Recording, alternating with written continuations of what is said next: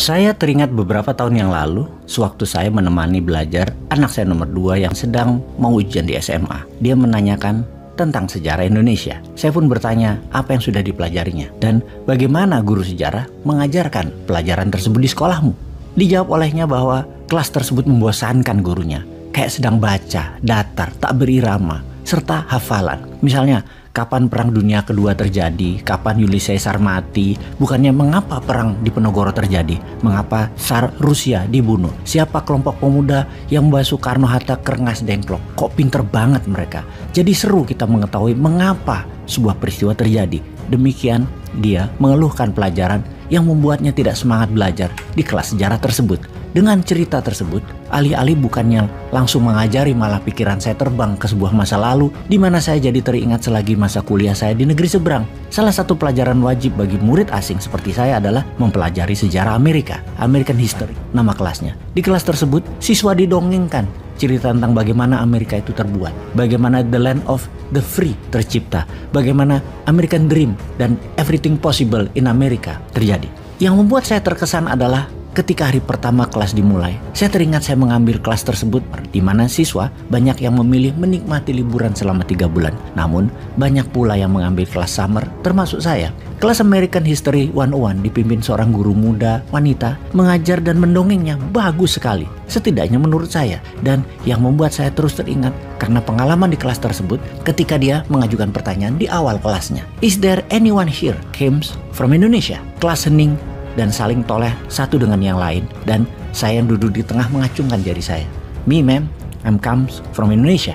Dia mendekat dan menatap saya. Well, very nice. Do you know that America very much possible be located in Indonesia instead in here in America as we know today? Dia menanyakan kepada saya apakah saya tahu bahwa negara Amerika bisa saja berlokasi di bumi Nusantara, bukan di bumi Amerika seperti yang kita kenal sekarang.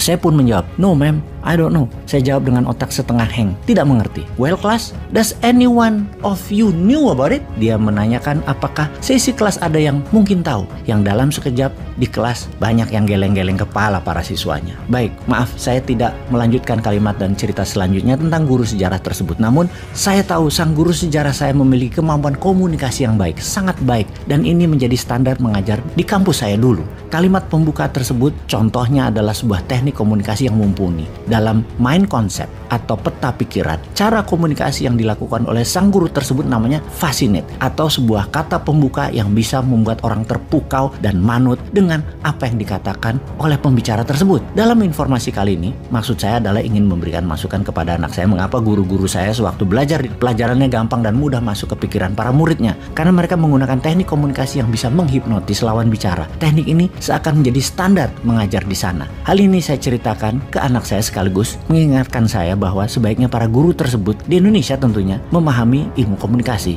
Ilmu tersebut sederhana, rumusnya ST. Sekilas saya akan memberikan sedikit ilmu tersebut. Nanti, walau di awal memang mungkin agak kaku dalam mempraktekkan, saya yakin siapa saja bisa melakukannya dengan cepat. Garansi, dilatih sebentar, Anda sahabat bisa dengan mudah menguasainya. Kalau dari sisi guru, daripada setiap hari bicara di depan murid 2 jam setiap pelajaran dan gak ada nyantol di kepala anak-anak didik, ya mendingan belajar ilmu komunikasi yang sederhana nih, FIRST. Atau Anda pebisnis sedang mencari investor, mencari mitra, sales jualan, nggak laku-laku, kan lebih baik belajar sedikit ilmu ini lalu praktekkan teknik komunikasi FIRST ini. Kita mulai. F adalah fokus atau fascinate. Secara sederhana, arti fokus adalah mencari minat seseorang atau passion, dan fascinate adalah kata atau pilihan kalimat yang mengagumkan yang membuat semua orang perhatiannya ke arah Anda, si pembicara. Seperti kalimat pembukaan sang guru sejarah saya yang menggunakan saya sebagai medium agar kelas menjadi mendapatkan focus of attention. Siapa di kelas ini yang berasal dari Indonesia? Dia dapat passion dan fokusnya saya. Tahu nggak Anda bahwa Amerika itu keberadaannya bisa nggak di sini tapi di Indonesia? Kalimat fascinate atau mengagumkan. Kata-kata berikutnya dari beliau akan membuat kita siap dan terbuka atas informasi berikutnya. Hal itulah yang akan terus terngiang dalam pikiran murid untuk waktu yang panjang, setidaknya di kepala saya. Atau sewaktu Obama, Presiden Amerika, datang ke kampus UI Depok, Obama maju ke panggung dengan setengah berlari,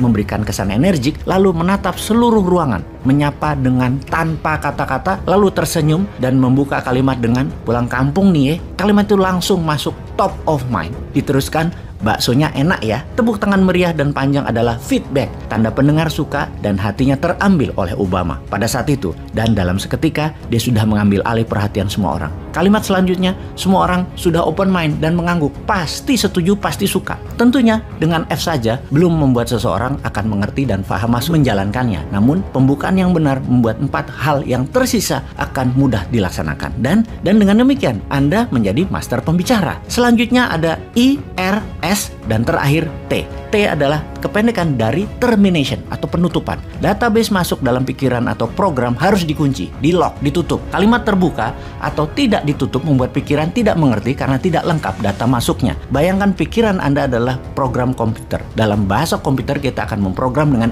if, then.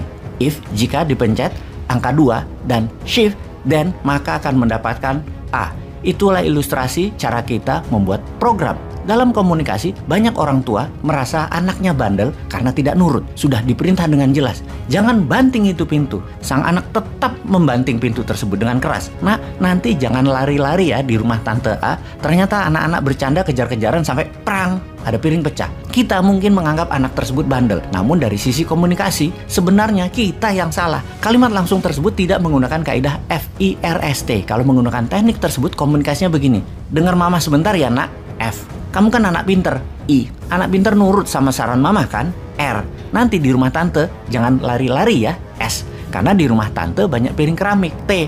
Nanti pecah. If. Bisa melukai kaki dan membuat tante sedih. Then. Anda akan terkejut. Dengan 5 kalimat singkat, tahu-tahu anak Anda menjadi anak baik, manner, dan anggun. Itu adalah teknik FIRST. Saya mohon maaf ya tidak menjelaskan dengan rinci. Yang sisanya I, R, dan S. Karena saya pikir belum tentu para sahabat memerlukan ilmu sederhana ini.